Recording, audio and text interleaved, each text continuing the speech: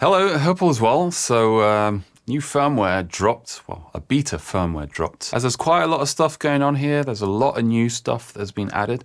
I'll link to like the full release notes, or I might paste some of it in the description below so you can check it out, and also decide if it's something that you want to check out as well. So the thing with beta firmware is you won't find it in the usual place. So in FM3 Edit, if you load up FractalBot, so by going over to Tools, FractalBot. So in here, it will tell you, for example, if there's a new official firmware update that you can download.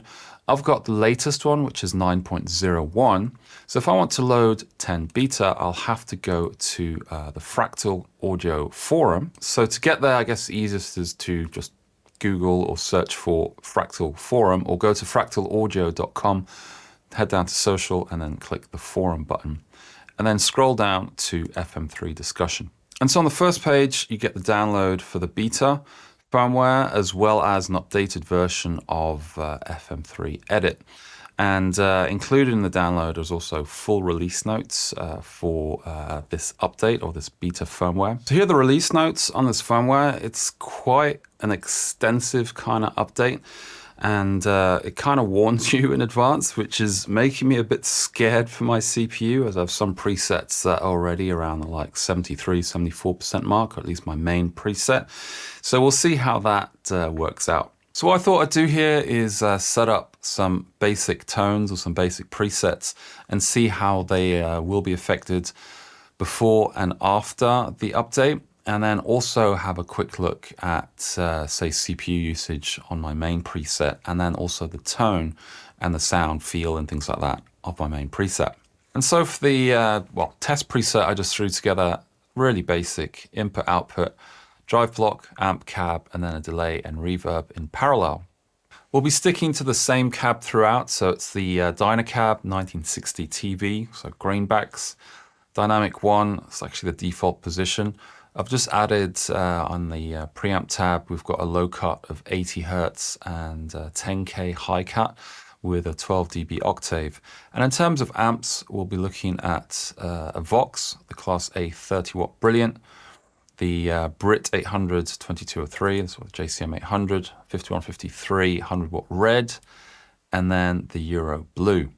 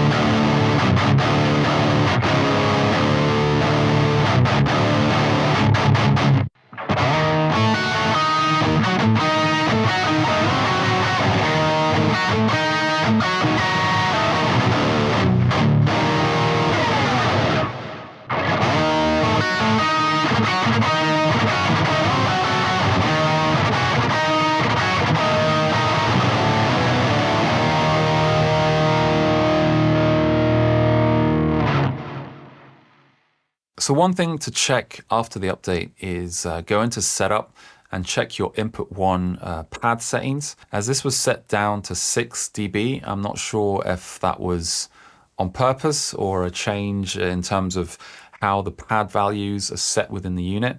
But I set this back up to 12 as I was getting some input 1 clipping with it set at 6. So one of the highlights, I think, of this firmware update is the pitch shift within the reverb block.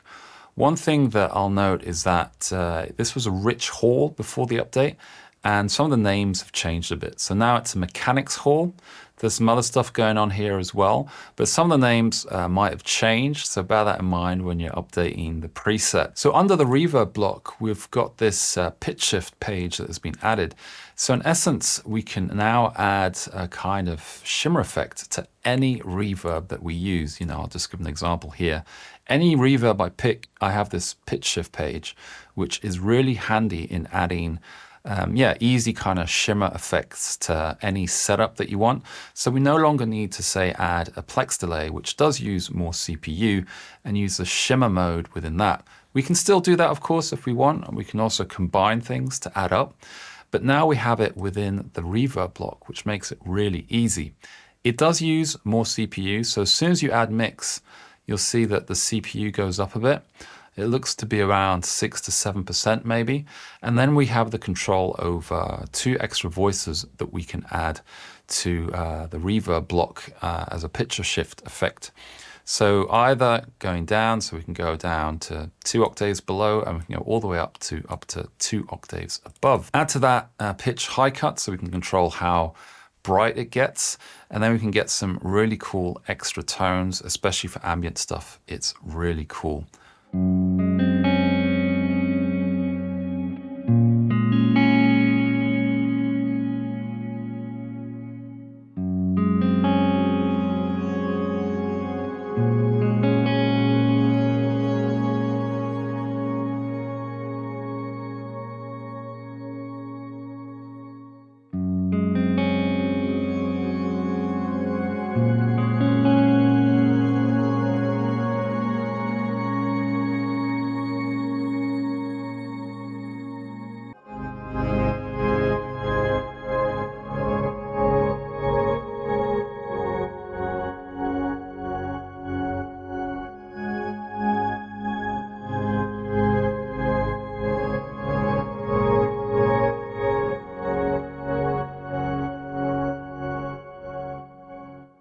So this is a really cool and easy way of getting those kind of shimmer effects. And on that last tone, I went for this kind of like pulsating sidechain style vibe. So the reverb mix is on full. And then I'm using a tremolo afterwards to get that kind of sidechain vibe, pulsating effect. You can set depth to taste and then tempo as well. And then play around with that to get this really cool kind of ambient tone going on. If I had maybe an FM9 or an FX3, I might even look at adding the other reverb block after this. But another way of doing this on the FM3 is to use, say, a plex delay as a shimmer and then use the reverb as a big reverb after that. Just a quick word of warning, as I found out the hard way, you can quickly get this into this sort of like infinite feedback loop with these voice shifts here, so that it can absolutely slam the output of the FM3 and also the inputs of your DAW, as I have here. So be wary of that when you're playing around with the feedback and the position here, that it can sometimes go into this infinite feedback kind of loop, but you can quickly fix that by jumping back on the feedback knob here, and also the mix if you end up in that position. Another really cool change, I think, is with the UI. So with the dyna cab, we now have this top-on kind of look to it. So we still have the position here, but now we can really see the sort of distance that we have to the front of the speaker. We can also drag this in front of the speaker itself to find the kind of position we like, along with the usual other controls that we have. And some of the extra additions, which I won't go into in this video, is, for example, the compressor block. So we have all these extra compressors that have just been added. We've got the rock guy compressor in here now as well, so we can get those like Rockman tones. And then underneath the drive block, we've got all these extra fuzzes that have been added. And a really cool addition is this integral pre within the drive block, which is based on the TC electronic preamp, famously used by Meshuggah. So I'll get to trying that all out eventually.